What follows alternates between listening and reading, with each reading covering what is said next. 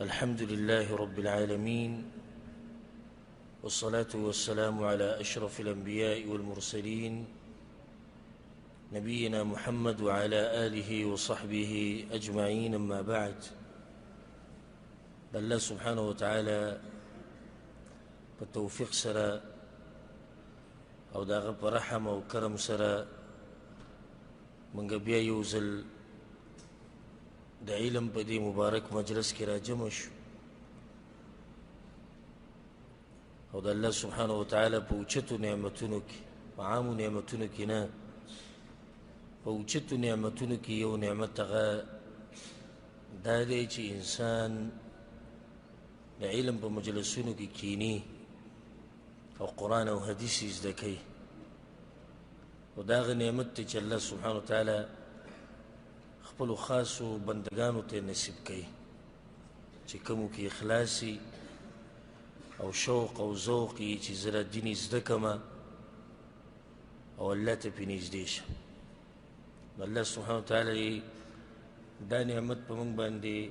برقرار ساتي د همیشه دپاره. والله سبحانه وتعالى زمونږ آخره خاتمه هم د علم په دې مجالسو کې وکړي. دا اوچت نعمت دی او غټه خوشحالي ده چې تقریبا 3 هفتې بعد موږ بیا هغه مجلس ته راواپس شو. الله دومره ژوند راکړو موږ له ژوند د الله نعمت دی. یعنې موږ ټول په یو سفر باندې روان یو، ټول مؤمنان او کافران او جهنمیان او جنتیان ټول په یو سفر باندې روان یو د رب العالمین طرف ته. او د کله نه چې د انسان د مور د خېټې نه راوتې او د ده دا سفر شروع شوی نو زما او ستا دا سفر هغه جاري او ساري دی. او عجیبه دا ده چې دا سفر ودرېږي نه، که ته بیماري هم په دې سفر کې او که ته روغي هم په دې سفر کې، که ته غریبي هم سفر روان دی، که ته مالدار هم سفر روان دی، او که ته ماشومي او که زنانه او که بوډایي او که کمزور او طاقتور، هر څوک الغرض هغه د سفر د هغه روان دی او د الله طرف ته. او یو ورځ به هغه ورځ راشي چې موږ ټول به الله ته مخامخ شو. په سورة البقره کې رب العالمین یو ناشنا خبره کړې ده او داسې آیت دی چې د انسان په دې زړه باندې اثر کوي. الله سبحانه وتعالى په سورة البقره کې وایي: بعد اعوذ بالله من الشیطان الرجیم بسم الله الرحمن الرحیم واتقوا الله واعلموا انکم ملاقوه. اے مؤمنانو ویریږئ د الله نه او دا خبره وی یاده کوي. دا خبره ډېر اثر کوي په زړه باندې. الله وی دا خبره یاده کوي او پوه شي چې انکم ملاقوه، د دغه رب سره به ستاسو ملاقات کیږي. دا ایمانی خبره او یقیني خبره او زمونږ پکې ذره برابر شک نشته بحمد الله چې موږ به الله ته مخامخ کیږو، د الله سره به ملاقات کوو. همدغه آیت کې مخکې الله څه وایي، ډېره ناشنا خبره. یو خو دا خبره ثابته کړه چې د الله سره ملاقات دا لازم دی. چې د الله سره ملاقات لازم دی نو بیا ورسره یو بل زیری بیان کو. دا خو د یېرې خبره ده چې الله سره ملاقات وشي چې ګوره زموږ به څه حالي او څه به راته الله وایي او څه به کېږي. انسان په یېره کې شي. رب العالمین د خپل نیکان بندگان نه هېروي. نو څه وایي؟ واعلموا انکم ملاقوه وبشر المؤمنین. او زیری ورکوي مؤمنانو ته. دا خبره ورسره په دې وکړي چې د مؤمنانو نه دا یره کمه شي. کومه یره چې به دوی راله د دې خبرې د لاسه چې دوی به الله ته مخامخ کېږي. الله وایي صحیح ده چې تاسو ما ته مخامخ کېږئ، خو کوم چې مؤمنان دي او نیکان خلک دي دوی دې نه هېرېږي، دوی له زیری ورکه. ځکه د الله سره چې څه دي هغه ډېر غوره دي، ډېر غوره دي د هغه څه نه کوم چې په دې دنیا کې دي. غرضی خبره زما دا و چې زمونږ سفر د الله طرف ته روان دی او موږ به الله ته مخامخ کیږو. د ژوند انتها په سورة المؤمنون کې الله ذکر کړې ده اول الله د انسان د پیدایش مرحله بیان کړې ده وی د خاوره او مخکې بیا د منۍ قطره شوه او بیا داسې دا سلسله روانه ده په اخر کې یو انسان جوړ شي او د انسان بیا د دنیا ته راوځي او دغه منډې سهار ماښام کوم چې زما او ستا دی او د ژوند په دې مسلو کې انسان ډوب شي یو دریاب دی نو بعض هغه دي چې په دې دریاب کې غرق شي او مړه شي پکې او بعض هغه دي چې لامبو وله ورځي یو سره کشتۍ نه هغه بچ شي د لامبو چې وله ورځي د کشتۍ چې ورسره د هغه مؤمن دی چې خپل ژوند د رب العالمین د دین مطابق تیروي ها دا خو الله ابتدا ذکر کړی چې د انسان داسې پیدا شو او بیا په دومره ښکلي شکل کې د مور د خېټې نه راووت بې انتهایي څه ده رب العالمین انتها هم ذکر کوي په سورة المؤمنون کې ثم إنكم بعد ذلك لمیتون الله بیا په آخر کې د دې هر څه نه بعد د دې اوږدې قصې نه بعد به تاسو مړه شئ بیا څومره غټه جاښه روانه کړې دی انسان د ځان سره څومره غټه جاښه سهار ماښام او زما او ستا خبرې نه ختمېږي او مسلې نه ختمېږي خو آخري انتها هغه مرګ دی چې کله اواز وشي پلانی مړ دی د هر څه ورسره ختم شي ثم إنكم بعد ذلك لمیتون عجیبه دا دی چې خبره په دې ځای نه ختمېږي ځکه په دې ځای ختمېدنه بیا موږ اوس مرګ غوښتو مرګ خو ډېر ښه و بیا په ارام شوي وو د دنیا د دې منډو نه او د دې مصیبتونو نه او غمونو نه خو نه الله څه وایي ثم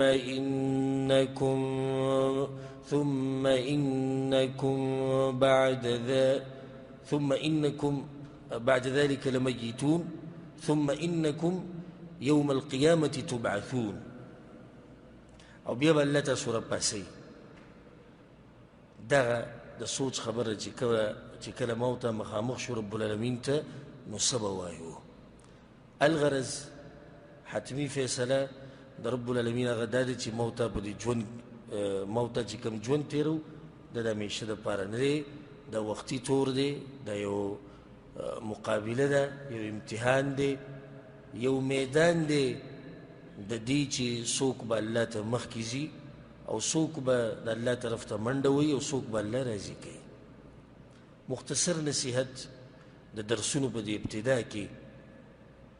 هغه دا دی چې کوشش او محنت پکار دی هر قسمه کوشش هر قسمه محنت د الله د دین دپاره دا پکار دی زه دا خبره تاسو ته د زړه د کومې نه کوم ګورې دا ډېره د سوچ خبره ده او د یری خبره ده چې د قیامت یقیني دی د مرګ یقیني دی الله ته مخامخ ودرېده یقیني خبرې دي دا ټولې نو دا د یری خبره ده چې موږ به څه کوو الله ته چې مخامخ شو چې رانه تپوس کې یو تپوس رانه وکړو رب الکعبه چې یو تپوس رانه وکړو که نه چې ولې نو زموږ د هر څه لاړو ختم شو دغه رب ته د مخامخ کېدو دپاره محنت او کوشش پکار دی محنت او کوشش دې ته په مزدورو کې نه وایم په مزدورۍ باندې ماشوم هم پوهېږي چې محنت ډېر کې پیسې ډېرې میلاویږي سم زور موږ ورکړی دقه شان چې څوک د دنیا دپاره دا چې کوشش کوي ورته میلاویږي نو دغه شان چې څوک آخرت دپاره کوشش کوي دا ورته میلاویږي خو زه درته یو فرق ذکر کوم او ډېر عجیبه فرق د دنیا دپاره چې د محنت وکړو نو دومره به درته میلاویږي څومره چې الله غواړي که ته ډېر محنت وکړې او که ته لږ وکړې او د آخرت دپاره چې څومره محنت کوې دومره به درته یقیني میلاویږي اوس ګوره دلته زموږ د پښتانه د ټولو نه سخته مزدوري اکثر پښتانه کوي د زور سامانو چې دی که چېرته د مال په دې محنت سره میلاوېدی او د دنیا ځای چې د پښتانه به ټول نه زیات مالداره وی او دا عرب سست خلک دي سخت کارونه نشي کولی که چېرته دې د لاسه غریبي راتلی نو دا ټول به د لوږې نه مړه وی دنیا کې محنت کوه خو میلاویږي به درته دومره څومره چې رب العالمین غواړي او آخرت لپاره محنت کوه څومره محنت چې کوې دومره به درته لازم میلاویږي دا د رب العالمین وعده ده کوشش په هر هغه عبادت کې چې ته الله ته نږدې کوي او زه به یو حدیث واورم ډېر ناشنا حدیث دی د ابوهریره رضی الله عنه حدیث دی امام بخاري رحمه الله راوړی پیغمبر صلی الله علیه وسلم وی الله وی دا الله خبره ده وما تقرب إلي عبدي بشيء أحب إلي مما افترضت عليه وی زما بنده چې کوم عبادات کوي او د هغې د لاسه ماته ځان را نږدې کوي الله وی وی په دې ټولو کې زما هغه عبادات ډېر خوښ دي چې کوم پې ما لازم کړي دي د الله دا خوښه ده چې ما ته دا عبادات ډېر وکړو دا کوم چې الله په موږ لازم کړي دي وما يزال عبدي يتقرب إلي بالنوافل حتى أحبه او یو بنده کوشش کوي دا حدیث مې د کوشش دپاره راواغست یو بنده کوشش کوي محنت کوي لګیایي نفلي منځونه کوي عبادتونه کوي الله وی تر دې چې زه ورسره محبت شروع کړم او دا به راته نه وایي چې ته د الله سره محبت کوې ته به لازم د الله سره محبت کوې ځکه چې ته یې بنده خو عجیبه دا ده چې الله د بنده سره محبت کوي دا ډېره عجیبه ده والله دې موږ ته نصیب کړي رب العالمین عرش والا چې له چا سره محبت کوي که نه دا ډېره عجیبه خبره ده چې یو کمزوره انساني او الله په هغه باندې مینې او د هغه سره مینه او محبت کوي ځکه کله چې پیغمبر صلی الله علیه وسلم ابی بن کعب رضی الله عنه ته وی ته دا سورة البینه ووایه ما ته یې واوروه الله ویلي دي چې ده ته ووایه نو هغه په ژړا شو یا رسول الله الله زما دا نوم داسې واغستو چې ابی بن کعب ته ووایه وی او الله راته ستا نوم واغستو د دې سره هغه په ژړا شو چې هغه عرش والا چې د چا نوم لي دا به هم څوک وي نو چې د عرش والا د چا سره محبت کوي څومره عجیبه خبره ده ته چې کله محنت ډېر کې کوشش کې الله به در سره محبت وکړي نو بیا دا واوره فاذا احببته الله وی چې کله زه د بنده سره محبت شروع کړم كنت سمعه الذي يسمع به نو دې بیا په دې غوږونو باندې هغه څه اوري کوم چې زه غواړم وبصره الذي يبصر به او په سترګه باندې هغه څه ته ګوري څه چې زه غواړم ويده التي يبطش بها او په لاسونو باندې هغه څه کوي چې زه پې غواړم ورجله التي يمشي عليها یا يمشي بها او په خپه باندې به هغه ځي ته ځي په خپو باندې کوم څه چې زه غواړم او دې ته وګورئ وإن سألني لأعطينه ولئن استعاذني لأعيذنه او دا بنده چې بیا زما نه څه غواړي وله ورکوم خو چې الله ورسره محبت کوي چې څه بیا د الله نه غواړي الله به درله درکوي او چې په الله پورې پناه نیسي الله پورې الله ته پناه وړي الله به درله پناه درکوي د هر شر نه به دې محفوظ ساتي خو دا په دې شرط چې ما ورته محنت او کوشش کوو لکه دې حدیث کې څه دي وما يزال عبدي يتقرب إلي بالنوافل او زما بنده ما ته ځان رانږدې کوي په نفلي منځونو سره نفلي منځونه ډېر کول چې کله د نفلي خبر روانه شي که نه نو فرضي کې موږ د سره باس نه کوو فرضي خو فرضي دی فرضي خو چې پرېږده خو کافر کېږي ترغیب تعالی موږ به د څه درکوو هغه د نفلي منځ به درکوو او دا درته فایده ذکر کړم دا د مؤمنانو هغه کمزوری حال دی چې علما لګیا دي مؤمنانو له مسلمانانو له ترغیب ورکوي د فرضي مانځه طرف ته چې دا کوئ او بار بار دغه مسله بیانوي صحیح ده یو پیر نیمې سړی بیان کي صحیح ده خو بار بار د بیانونه منځونه کوئ مونځ له جومات ته راځي دا دلیل دی په دې باندې چې مسلمانان کمزوري شوي دي ځکه چې دې ته ضرورت لري او بار بار ورته علما دغه یوه خبره کوي چې فرض مونځ کوه حالانکې دا خو فرض دی فرض خو چې پرېږدي بیا خو کافر کېږي فرض مونځ چې څوک پرېږدي د کافر کېږي دا فتوا د پیغمبر صلی الله علیه وسلم ده خبره د نفلي منځه روانه چې کله د محنت ډېر کوو او کوشش دې کوو په هر قسمه عبادت کې رب العالمین به تا سره محبت کوي او چې الله د سره محبت شروع کړو نو بیا به دنه ګناهونه نه کېږي الله به دې بیا ساتي د ګناه نه او د هر شر نه الله دې موږ ته دا نعمت نصیب کړي یو بل حدیث دی په صحیح بخاري کې د انس بن مالک رضی الله عنه په هغې کې هم دا دي پیغمبر صلی الله علیه وسلم وی الله وی اذا تقرب العبد الي شبرا تقربت إليه ذراعا کله چې یو بنده ماته یو لیش را نږدې شي الله وایي ښه د یو لیش نږدې کېده الله ته داسې نه دي چې ته الله پسې ورغلې او د الله د ذات ته نږدې شو الله خو په عرش له پاسه دی الله ته د نږدې کېدو مطلب دا دی چې انسان عبادتونه وکړي محنت کوي کوشش کوي چې الله ته نږدې شم او یو لیش نږدې شي الله ته بس یو لیش د رب العالمین د مهربانۍ ته ګوره الله وی زه ورته یو سنګل نږدې شمه د یو لیشي الله ورته یو سنګل یو ګز را نږدې شي واذا تقرب الی ذراعا او کله چې دا بنده یو سنګل الله ته نږدې شي محنت لږ ښه ډېر کړي تقربت منه باعا الله وی زه ورته دوه سنګلې رانږدې شم واذا اتاني يمشي اتيته هروله. سبحان الله. رب العالمین وی څوک چې زما طرف ته را رواني او ښه په ارام را رواني، یعنی منډه نه وي، عام قدمونه اخلي او دا سفر د الله طرف ته، یعنی الله ته ځان نږدې کوي، عبادتونه کوي، رب العالمین وایي زه د هغه طرف ته منډه واهم، وایي هغه ما ته را نږدې شي داسې چې را روان دی، الله وایي زه به چې منډه کوم، وایي چې څومره ته محنت کوې، څومره ته کوشش کوې، الله به تا ته نږدې کېږي او ته به الله ته نږدې کېږي. او د رب العالمین نږدې کېده څه دي؟ الله داسې نه نږدې کېږي بندګانو ته چې د الله ذات ته عرش نه راشي او په دې دنیا کې او د اسمان لاندې، نه نه داسې نه ده. مطلب دا دی چې الله را نږدې شي، الله د دې انسان حفاظت کوي، الله د دې انسان مرسته کوي، د هر قسمه ګناه نه ساتي، د هرې نافرمانۍ نه ساتي، د دې اوچت یو عجیب انسان ته الله جوړ کړي، الله را نږدې شي دغه کس. او دا موږ په حقیقي معنو سره منو، معنو بدلولو ته ضرورت هم نشته. د صفات د الله را نږدې کېده بنده ته د هر څه موږ منو او په دې ایمان د ولله الحمد. نو کوشش او محنت الله به نه ضایع کوي،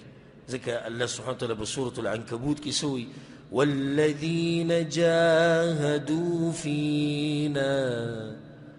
او کوم خلکو چې کوشش وکړو زموږ د دین دپاره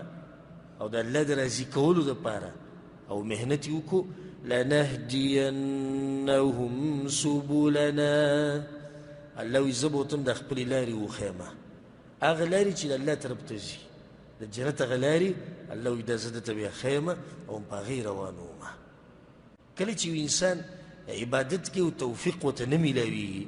د هغې یوه وجه دا ده چې دې سړي محنت او کوشش نه دی کړی. داسې هغه سرسري او عادتي عبادتونه کوي، یعنی ته کوشش وکړه، محنت وکړه، الله به تعالی ښه ډېر توفیق درکړي د عبادتونو د کولو. الله سبحانه تعالی موږ له دغه توفیق راکړي. او څه چې کوئ د دې سې رب سره نوټ کېږي چې هغه ضایع کېږي نه، د یوې ذرې، د یوې ذرې دا به حساب کتاب کېږي او دا به په تله کې پرته وي. که تاسو ته یاد وي د صحیح بخاري په آخرني درس کې او په آخرني حدیث کې موږ دا خبر بیان کړې وه چې څه ناشنا تله به د قیامت په ورځ لګي چې په هغې کې به انسانان هم تللی کېږي او په هغې کې به اعمال هم تللی کېږي او په هغې کې به عملنامې هم تللی کېږي. د دې هر څه به الله تعالی بدله درکړي. مه هېرېږه، که چېرته ته لمونځ وکړې که نه، مه هېرېږه چې دا ضایع شو، دا د رب العالمین سره نوټ شو. که چېرته ته زکات ورکړې، ته صدقه ورکړې، ته جهاد وکړې، ته درس زده کړې، ته درس وکړې، ته ذکر وکړې، الغرض هر قسمه عبادت چې ته وکړې دا د رب العالمین سره نوټ کېږي او یو شی ته هم نه ضایع کېږي. ما او تا نه به لا یېري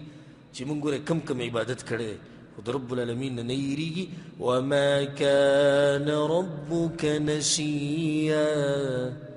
او ستا د رب نه الله وایي څه خبره نه یېرېږي وایي، او نه د هغه نه څه ضایع کېږي، د هر څه د هغه سره پراته دي. قیامت په ورځ به ما او تا مخامخ کېږو. ګوره پیغمبر صلی الله علیه وسلم به څومره محنت کوو په دې عبادتونو کې، تاسو د دې خبرې نه اندازه ولګوئ. حدیث کې دا راځي، د عایشه رضی الله عنها حدیث دی او متفق علیه دی، په صحیح بخاري کې هم دی، په صحیح مسلم کې هم دی. وایي ان النبي صلی الله علیه وسلم كان يقوم من الليل حتى تتفطر قدماه. پیغمبر صلی الله علیه وسلم به د شپې دومره اوږد تهجد کو چې د خپې به وپړسېدې نو کله به وچاودې. فقلت له ما ورته وویل لم تصنع هذا یا رسول الله، ای د الله پیغمبره ته ولې دومره اوږده لمونځونه کوې، ولې دومره محنت او کوشش کوې،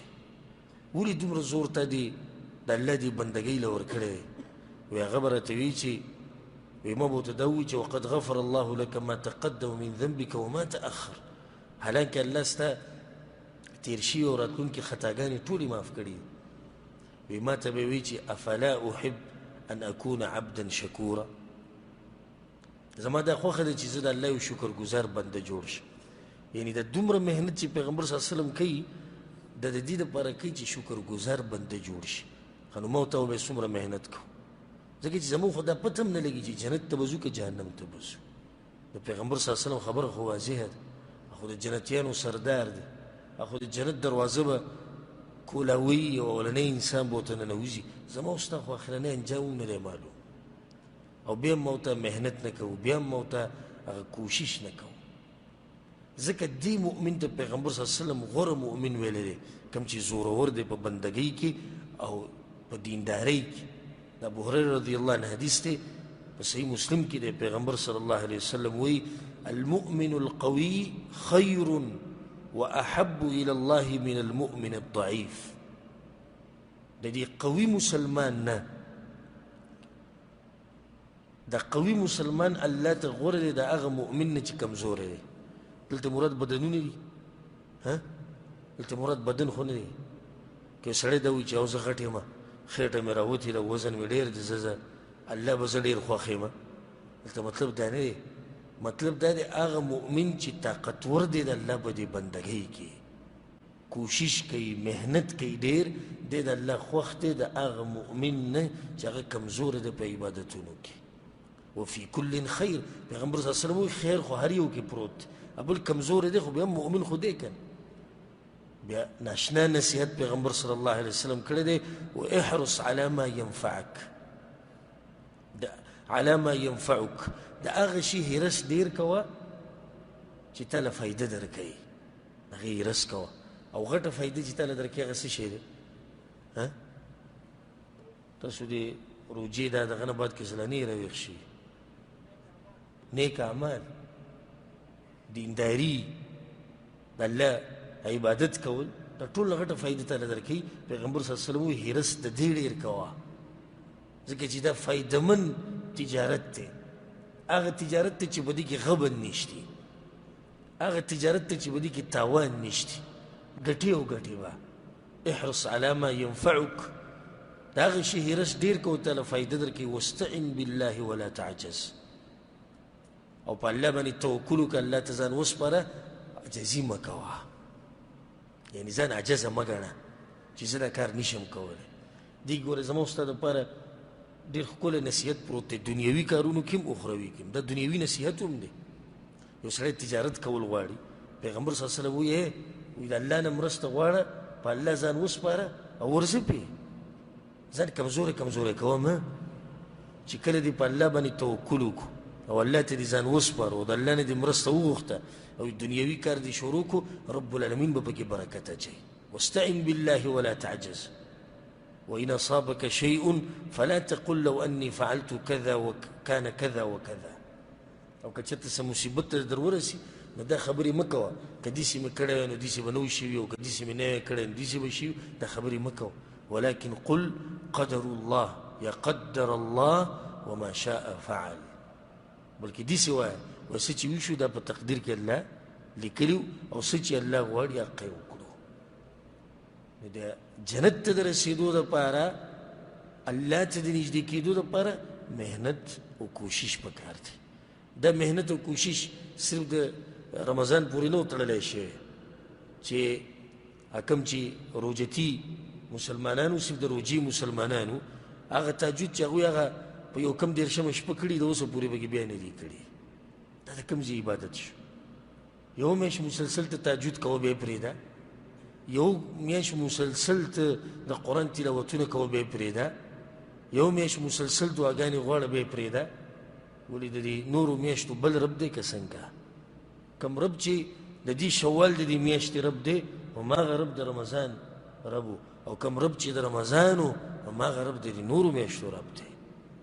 او زما او ستا د عبادت ګوره په یو وخت پورې نه دی لیکلی شوی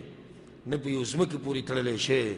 چې موږ به په یو خاص ځای کې د الله بندګي کوو یعنې سعودي عرب کې کوه مونځونه پاکستان کې بیا ازادي ده مې کوه یا پاکستان کې د الله عبادتونه کوه او بیا په سعودي عرب کې مه کوه داسې هېڅ نه دي راغلي بلکې الله څه وایي واعبد ربك حتى يأتيك اليقين او بندګي کوه د خپل رب چې راشي د کوم وخته پورې وایي چې کله د مرګ راشي د هغه وخته پورې د مرګ پورې به ما ته محنت او کوشش کوو که بیماران یو هم به د الله بندګي کوو که روغ یو هم به د الله بندګي کوو که په ځوانۍ کې یو نو هم به د الله بندګي کوو بوډاوالي کې به هم کوو بلکې په ځوانۍ کې به ورله بیا ښه زور ورکوو زما استاده ځواني دا ګورې همیشه به نه همیشه به د زور د جوش د جذبه دا به نه ګورې د رورو په کته روانه ده رورو د طاقت ختمي د خپل طاقت د الله بنده د الله د دین دپاره یې ولګوه څنګه چې د دنیا دپاره لګې او څنګه چې د دنیا دپاره هډوکي خپل خراب کړو ملا دې خراب پکړه او د بدن دې ټول ګډوډ کړو دغه شان د الله د بندګۍ کې هم ولګوه که نه که نه دا بدنونه به مونږ خاورو له وړو او صرف د خاورو دپاره هم ساتلي دي چې دا خاورې وخوري او خاورې شي بس دویمه دا بدنونه د هغه خاورو سره د میلاوېدو نه مخکې خاورې کول غواړي د الله په عبادت کې چې کله د هغه خاورې ته موږ رسو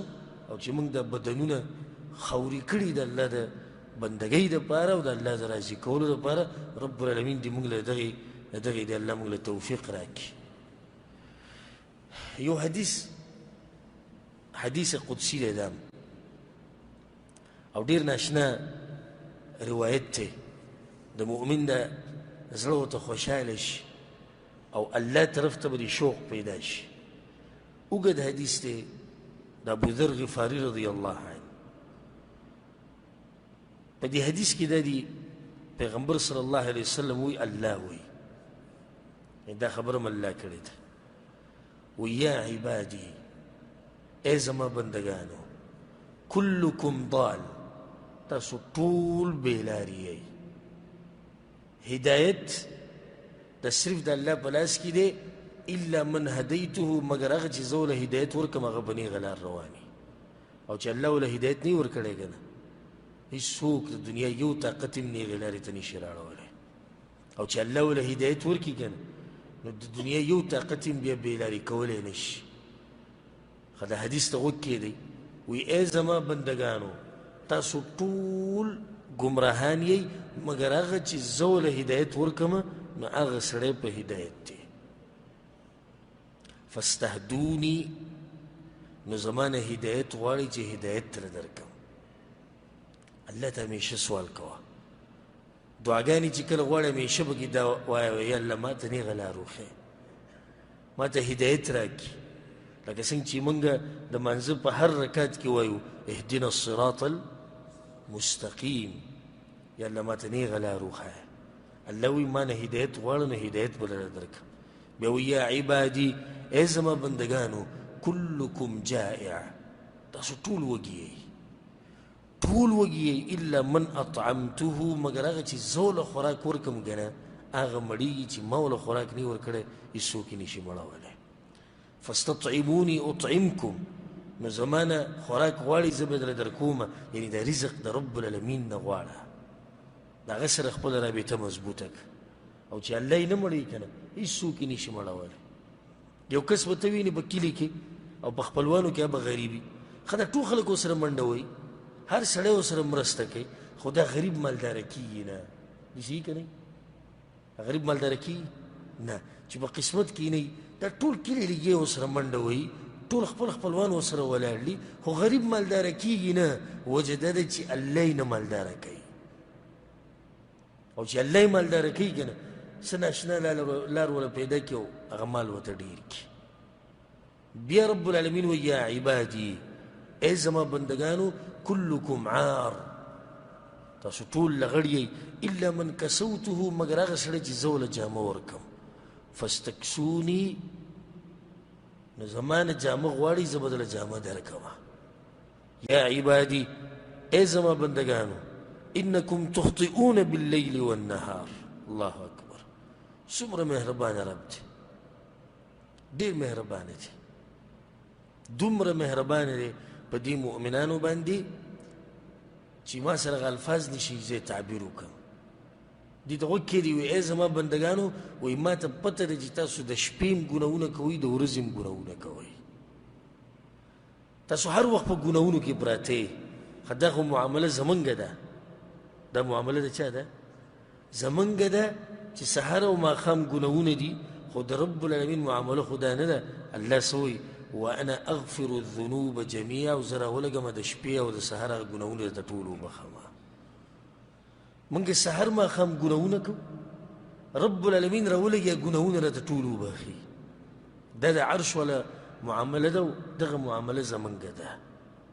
لکه الله په قرآن کې سوی په سورة ابراهیم کې وَإِن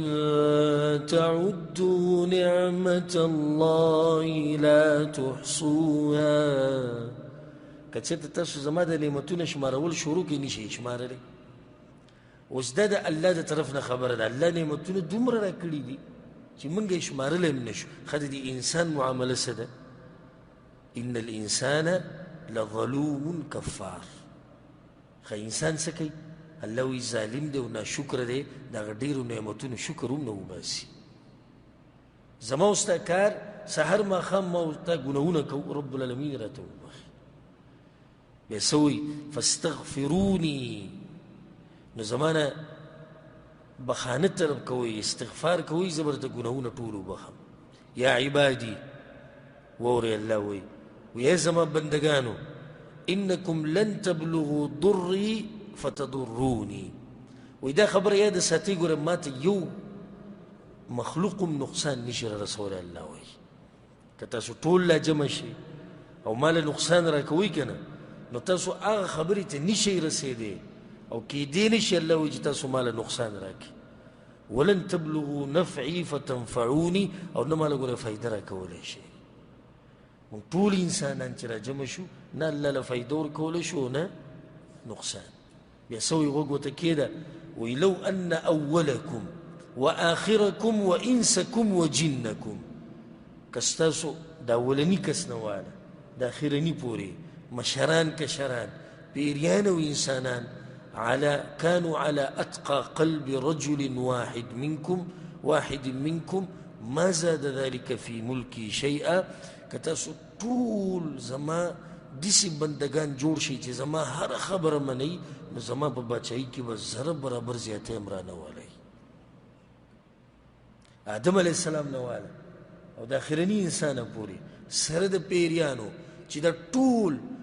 عمر الله ته په سجده کې پراته بیا هم د الله په بادشاهۍ کې زره برابر زیاتی نشي راوستی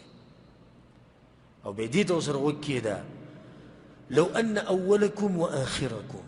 وانسکم وجنکم که ستاسو د اولني کس نه واله د اخرني پورې اوس انسانان او پیریان دا ټول لا جمع شي او ټول ګناهګار شي او ټول زما نافرماني شروع کړي او یو مم خبره نه مني ما نقص ذلك من ملکی شیئا زما په بادشاهۍ کې به زره برابر کمی هم رانه ولی که دا ټول د دین پرېږدي د یو نیم سړی د عبادتونه کوي د دینداري ته به چې دی د الله سره ښه کوي او په الله احسان راړی نه احسان د الله په تا باندې دی چې تا له توفیق درکړی د هغه د عبادت کولو دا خبرې به نه کوي چې ما د الله بندګي ډېره کړې ده ولا تمنن تستکثر الله پیغمبر ته وایي پیغمبره د خپل عمل ته چې ته به دې نظر ونه ګورې چې ډېر زیات دې وکړو خو نو چې پیغمبر ډېر خپل عمل ته ډېر نشي ویلی ما ورته به څه بیا رب العالمین وی لو ان اولکم واخرکم وانسکم وجنکم تاسو ټول انسانان او پیریان قاموا فی صعید واحد ټول په یو میدان کې ودرېږي دې ته غوږ کېدی او خصوصا هغه ملګري چې کوم د دعا د عبادت تېر شوی دی دعاګانې نه غواړي د الله نه وی دا ټول مخلوق چې په یو میدان باندې ودرېږي فسألوني او زمانه چې څه ارمانونه دي هغه وغواړي هسې د یو انسان څومره څه دي چې د الله نه غواړي نو چې دا ټول مخلوق را جمع شي څومره څه به غواړي چې دا ټول الله ته سوال وکړي فاعطیت کل انسان مسألته او هر انسان له زه هغه څه ورکمه څه چې غواړي ما نقص ذلك مما عندي نو زما په بادشاهۍ کې به زره برابر کمی هم رانه شي او نه به د الله په خزانو کې څه کمی راشي الا كما ينقص المخيط اذا ادخل البحر لکه په غټ دریاب کې چې یو سړی ستن داسې ورومنډي او راوچتی کي ستن د ځان سره څه راوچتی څومره راوچتی او دریاب څومره پاتې شي څنګه چې یقه شاني الله که هر مخلوق له هغه څه ورکړي چې څه چې دې غواړي بیا هم د الله په بچۍ کې کمی نه راشي نو بیا د حدیث مې دې دپاره ووایي ټول حدیث مې دې لپاره راواغست وانما هي یا عبادي ای زما بندگانو انما هي اعمالکم احصیها لکم ای زما بندگانو دا ګوره ستاسو دا اعمال دي زه ستاسو دپاره شمارمه او لیکمه او د دغه اعمالو بدله در کومه فمن وجد خیرا فلیحمد الله نو که چا په خپلو عملنامو کې خیر وموندو او نیک اعمال یې وموندل نو شکر دې د الله وباسي ومن وجد غیر ذلک او که چا د دې نه علاوه په عملنامه کې نور څه وموندو او د هغې د لاسه تباه شو فلا یلومن الا نفسه نو صرف ته خپل ځان ملامته کي ځکه چې الله وایي موږ ته هېڅ نشي ویلی اوس که یو سړی د قیامت په ورځ الله ته مخامخ شي او په عملنامه کې ټول ګناهونه پراته دي نو څوک دې ملامته کي خپل ځان ملامته که رب العالمین خو حجت قایم کړی دی او څه ناشنا حجت یې قایم کړی دی نو ما تاسو ټولو ته د نصیحت دی په دې ابتدایي بیان کې او په دې ابتدایي درس کې چې اعمالو له زور ډېر ورکوي د روجې چې کوم ټایم ټیبل سته د هغې نه به لازم کمزوری کېږي خو دومره مه کمزوری کوه چې بلکل یې پرېږدې صحیح د قرآن تلاوت ته هغه امر نه شي کولی څومره چې روجې کې کوو اوس یې لږ کوه خو کوئ تهجد دې ډېر کول اوس یې لږ کوه خو کوئ نفلي روجې نیسه میاشت کې د 3 روجې مه پرېږده یا په هفته کې د 2 روجې دا مه پرېږده دا روجې نیسئ د دې سره ځان موږ ورسره هسې مدد شوي دا خپل عادت مه خرابوئ کوم ملګرو ته چې هغه 6 روجې پاتې دي د شوال هغه اوس هم الحمدلله ورځې شتي دغه روجې خپلې پوره کوي او اجر وګټئ د 1 کال د روجو 1 کال روجې نه وګوره څومره ګران کار دی د 6 روجې ونیسه رب العالمین به له پوره کال اجر درکړي نو ورځې اوس هم الحمدلله شتي نن 13 شوال دی یعنی یا 12 ورځې پاتې دي په دې میاشت کې یا 11 دي خو دغه 6 روجې پکې نیوی کېږي نو دغه 6 روجې کې د چا نه پاتې د نن نه پې شروع کوي او دغه خپلې روجې پوره کوي محنت او کوشش په هر عمل کې په هر عبادت کې او دغه شان د درسونو هغه شوق او جذبه زمانم چې به کمه شوي ځکه چې زه خپل ځای نه زما حالاتو کې فرق راځي زه محسوسومه چې کله زه درس ونه کم او داسې ورځې تېرې شي نو زه محسوسومه چې یعنې زه په کته روان یم ځکه چې د درس سره د قرآن د اورېدو سره د حدیثونو د اورېدو سره د انسان ایمان هغه تازه کېږي او ډېرېږي نو دی په عباداتو کې ترقي کوي مخکې روان خو چې کله پرې نصیحتونه بند شي او درسونه بند شي او بیانونه بند شي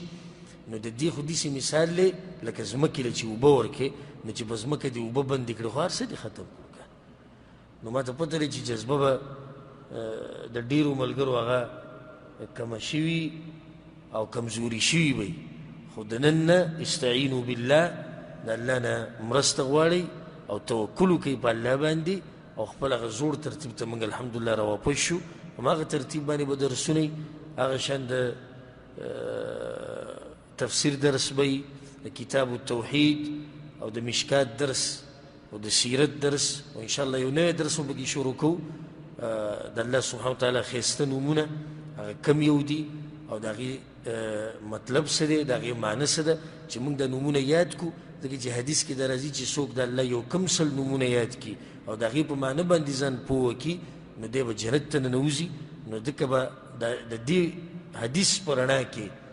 او د جنت د ګټلو دپاره به انشاءالله دغه یو نوی درس هم شروع کوو او په هغې کې به د الله هغه نومونه ذکر کوو چې کوم ثابت دي د الله دپاره د قرآن او د حدیث په رڼا کې او نور هم ډېر فایدهمند درسونه نو خپل ملګري خبر کوي اکثر ملګري نه دي خبر چې درسونه به شروع شوي دي او که نه د خپل ملګري انډیوالان خپلوان ټول خبر کوي او دې درسونه کې په خپله به شرکت کوئ الله سبحانه وتعالی موږ ټول له توفیق راکړي قرآن او حدیث باندې عمل کولو او الله سبحانه وتعالی موږ له توفیق راکړي چې موږ کوشش وکړو محنت وکړو د الله په دې بندګۍ کې هذا والله اعلم وصلى الله وسلم على نبينا محمد وعلى آله وصحبه أجمعين بل درس به د اتوار د ورځې نه چې تفسیر درس دی او د سوال جواب درس چې کله موږ شروع کوو د هفتې په ورځ د هغې دپاره او باقاعده بیا د جمعې په ورځ وایو چې سبا به د سوال جواب درس شروع کېږي او د جمعې په ورځ به روانې جمعې نه انشاءالله د سیرت هغه درس په کوم ځای چې ولاړو همدغه قضیه به شروع کېږي. الله دې موږ ټول له توفیق راکړي.